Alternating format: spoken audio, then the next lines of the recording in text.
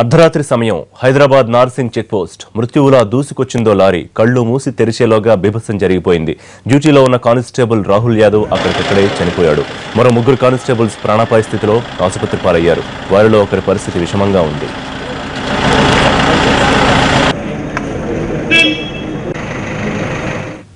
నిద్రమత్తులో lorry నడపడం వల్లే ప్రమాదం జరిగిందని తెలుస్తోంది. అతివేగంతో దూసుకొచ్చిన లారీ మొదట పోలీసు బ్యారికేడ్లను ఢీకొని పల్టీ కొట్టిందని, ఆపై విధుల్లో ఉన్న కానిస్టేబుళ్లపైకి దూసుకెళ్లిందని అక్కడ వారు చెబుతున్నారు.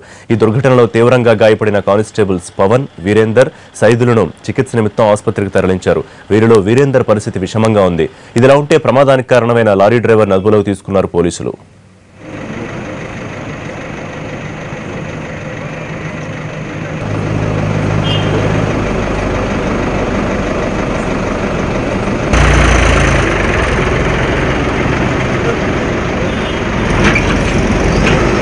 కానిస్టేబుల్ వీరేందర్ ట్రీట్మెంట్ ఇప్పుడే జరుగుతూ ఉంది. పవన్ కూడా ట్రీట్మెంట్, పవన్ అనే కానిస్టేబుల్ కూడా ట్రీట్మెంట్ జరుగుతూ ఉంది.